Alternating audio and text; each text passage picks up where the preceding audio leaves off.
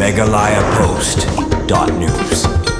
Nakaliang watul bora kum Menteri Sarkar ka Assam ringkat bot Police Commissioner ke Guwahati Upartha Marathi Mahanta menta ka janmiet kilalet bani kendu yaki driver bayakhi hajarobat bat kilapen snguthu yaki halor kimat balayakran hapdeng ka Sarkar Assam bat ka Sarkar Meghalaya menta ka sngi hakhana para nakaliang uni Menteri ka Sarkar Assam ringkat uteu he pulen ke Guwahati habalet ban kendu yaki tegi driver bayakhi kilapen syai halor baro kimat balayakran menta ka sngi hakhana para baga Sarkar Meghalaya kalokular ban simkhia halor kijingja kiblaja kasngi badan ka baik rally jong ka KSU kani kijing sangi no banyakhi hasorok joroban kadairu baka Sarkar Meghalaya kalakular ban siu ka balut kesan kitu ki kali besha penjulor baru baklara banbu daga kenhun special investigation team bantokit halor kitegi kamsha thombor kibrio barki kali na Assam kilapan paru bakin sangi menta sipor banyakhun hadin balayakran kiar Sarkar baru balawan pensyai do menteri ka Sarkar Assam balada kijing kular kumbayakran hapdeng kiar Sarkar kam urlong kin beteng biangnya kijing yakhi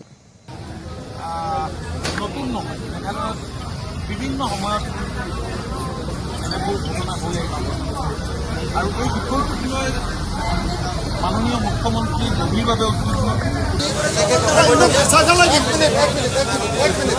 আপোনালোকে যদি একেলগে সকলোৰে কথা কৈ থাকে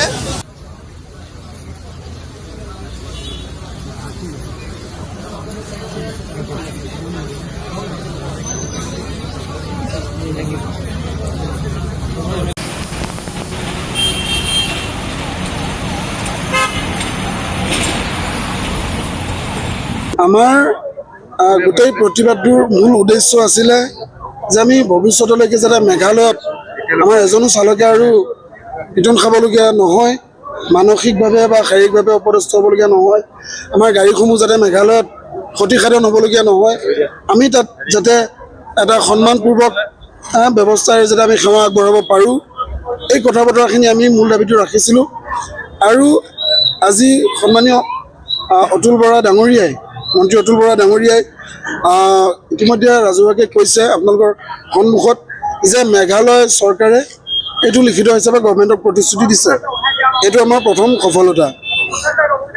দ্বিতীয় কথাটো আমাৰ আছিলে যে যিসকল আমাৰ পৰ্যটকক তাত অপমান কৰা হ'ল অপদস্থ কৰা হ'ল আমাৰ বাহনসমূহ ভাগিলে সেই বাহনসমূহৰ দায়িত্ব কোনে ল'ব এটা ক্ষতিপূৰণটো কোনে দিব তেতিয়া তেওঁ এইটো আলোচনা কৰিম বুলি কৈছিলে মই বোলো এইটো আলোচনা নকৰোঁতে আপোনালোকে কিয় জনালে কি বিষয়ত আলোচনা কৰিলে তেতিয়া ক'লে যে আমি লিষ্টখন দিয়ক যদি মেঘালয় গভৰ্ণমেণ্টে নকৰে তেতিয়াহ'লে অসম চৰকাৰে উপযুক্ত ক্ষতিপূৰণ প্ৰদান কৰিব এইটো আমাৰ জয় হয় নে নহয় নাজানো চৰকাৰে এইটো আমাক আশ্বাস দিছে তৃতীয় কথাটো দুয়োখন ৰাজ্যৰ মাজত মিলামিলি কৰি যে আমাৰ ভৱিষ্যতলৈকে নহ'বৰ নিৰাপত্তা অসম চৰকাৰে সেইটো এতিয়ালৈকে দিয়া নাই যে আমি মেঘালয়ত কেতিয়াৰ পৰা যাব পাৰিম কেতিয়াৰ পৰা স্বাভাৱিক হ'ব কাৰণ এই কথাটো আমি দাবী ৰাখিছিলোঁ যে এটা সুচল যাতায়াত ব্যৱস্থা কৰিবলৈ দুয়োখন ৰাজ্যই আনুষ্ঠানিকভাৱে ঘোষণা কৰিব লাগিব আৰু আমি এইটোও দাবী ৰাখিছিলোঁ যে মুখ্যমন্ত্ৰী আৰু পৰিবহণ মন্ত্ৰীগৰাকীয়ে অসমৰ ৰাইজৰ ওচৰত ক্ষমা বিচাৰক সেইটো কৰা নাই বাৰু এতিয়ালৈকে কিন্তু বাকী আমি দুটা দাবীত সন্তুষ্ট হৈছোঁ গতিকে ৰাইজৰ বিভিন্নজনে আমাক পৰামৰ্শ আগবঢ়াইছে যিহেতু আমি সকলো খাটি খোৱা চালক আমি গাড়ী EMI দিব লাগে বিভিন্ন ধৰণে আমাৰ গুৱাহাটীত খৰচ আছে গতিকে প্ৰতিবাদটো দীঘলীয়া হৈ গৈ থাকিলে সহায়টো আমাৰ কাৰণে অসম্ভৱ আমি মেঘালয়ক ক্ষতি কৰাৰ উদ্দেশ্যেৰে প্ৰতিবাদ কৰা নাই তেওঁলোকক বুজাবৰ কাৰণেহে প্ৰতিবাদ সাব্যস্ত কৰিছোঁ তেওঁলোকে আমাৰ গাড়ী ভাগিছে আগতেও ভাগিছে আমি এতিয়ালৈকেও ধৈৰ্য ধৰিছোঁ আমি গাড়ী ভাগা চিগা কৰা নাই চৰকাৰৰ ওপৰত শেষ ভৰসা কৰিছোঁ আগতেও চৰকাৰে প্ৰতিশ্ৰুতি দিছিলে প্ৰতিশ্ৰুতি ৰাখিব পৰা নাই এইবাৰ চাওঁ সামূহিকভাৱে আজিৰ কাৰণে আমি স্থগিত ৰাখিছোঁ যিহেতু এই সংগ্ৰামখনত বিভিন্ন দল সংগঠনে আমাক সহযোগিতা আগবঢ়াইছে তেওঁলোকে নিজে এই দিনটো আমাৰ লগত আছে তেওঁলোকৰ লগত পৰামৰ্শ কৰি চৰকাৰৰ লগত যদি যিমান সম্ভৱ হয় এখন মিটিং কৰি তেওঁলোকৰ এই দাবীসমূহ লিখিত ৰূপত আমি আনিব পাৰিলে এই প্ৰতিবাদখন স্থগিত কৰিম আৰু যদি এইসমূহ সম্ভৱ নহয় তেতিয়াহ'লে পৰৱৰ্তী সময়ত অসমবাসীৰ ৰাইজৰ সহযোগত ৰাইজে যি সিদ্ধান্ত আগবঢ়াব সেই সিদ্ধান্তৰ মতে আগুৱাই যোৱা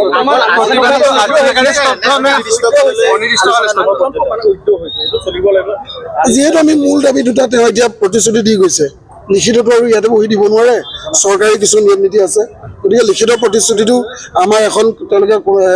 SIT গঠন কৰিম বুলি কৈছে SIT তেওঁলোকে দিব সেইটো দিয়াৰ পিছত আমি নিশ্চিন্ত হৈ থাকিম। নাই, আজিৰ পৰা আন্দোলনটো আমি স্থগিত ৰাখিছোঁ। SIT কমিটিখন গঠন কৰক, তাৰ পাছত যদি চৰকাৰে প্ৰবঞ্চনা কৰে তেতিয়াহ'লে বলপূৰ্বক হ'ব। SIT ইতিমধ্যে গঠন কৰিছোঁ বুলি কৈছে, আপোনালোকৰ সন্মুখতে জনাইছে। মানে SIT টিম গঠন কৰালৈকে আন্দোলন স্থগিত ৰাখিছে। হয়, SIT বাকী মই ক'লো নহয়, সেই বস্তুটো সেই সিদ্ধান্তটো দুয়োখন চৰকাৰে মিলিহে দিব। আজি এইটো প্ৰাৰম্ভিক আলোচনা হৈছে, প্ৰথমখন আলোচনা হৈছে, কিন্তু আলোচনা কৰাৰ পৰিৱেশ এটা আমিও দিব লাগিব। আমি যদি আকুৰগুজ হৈ থাকোঁ, বহি থাকোঁ, মেঘালয়ৰ মানুহে এনেও দুষ্কৃতিকাৰী আমাৰ মাজত পঠিয়াই দিছে। বিক্ষোভ কিবা এটা ঘটনা হ'লে গোটেই অসমৰ চালক সমাজখন বদনামী হৈ পৰিব। গতিকে আমি সেইটো বিচৰা নাই, এটা ডাঙৰ দায়িত্ব আমি ল'ব বিচৰা নাই যে অপ্ৰীতিকৰ পৰিস্থিতি হওক, কাৰণ মেঘালয় কিছু সংখ্যকৰ মানসিকতাটো বৰ ভাল নহয়, সেয়া সমগ্ৰ ভাৰতবাসীয়ে দেখিলে। গতিকে সেইটো কাৰণে সাময়িকভাৱে স্থগিত ৰাখিছোঁ। SIT গঠন হোৱাৰ পিছত যিখিনি আমি আশ্বস্ত হ'ম সেইখিনি আপোনালোকৰ জৰিয়তে সকলোকে জনাম, আৰু যদি নহয় পৰৱৰ্তী সময়ত অসমবাসী ৰাইজৰ যি পৰামৰ্শ আমি আজি নকওঁ, কাৰণ এতিয়ালৈকে মন্ত্ৰীয়ে প্ৰাৰম্ভিক আলোচনাটোহে হৈছে, টেকনিকেলি কথা পতাব হৈছে। আপোনালোকে চাওক, লিখিত প্ৰতিশ্ৰুতিটো এতিয়াও আমাৰ হাতত পৰাই নাই।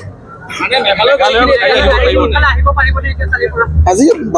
নিশ্চিতভাৱে এতিয়া পাৰিব। বাকী স্বাভাৱিক যাতায়াত যিটো, আমি নিৰ্ভয়ে মেঘালয়লৈ কেতিয়া যাম, মেঘালয়ৰ মানুহ নিৰ্ভয়ে কেতিয়া আহিব? অত্যাৱশ্যকীয় খাদ্য সামগ্ৰী কৰি আছে, মেডিকেলজনিত স্বাস্থ্যজনিত সামগ্ৰী কৰি আছে, এইবোৰতো কৰিবই লাগিব, উপায় নাই, আমি মানুহ। গতিকে আমি স্থগিত সাময়িকভাৱে ৰাখিছোঁ। যেতিয়া SIT গঠন হ'ব, SIT যদি আমি নিশ্চিত নহওঁ, তাৰপিছত পৰৱৰ্তী কাৰ্যসূচী হ'ব। Meghalaya Post.news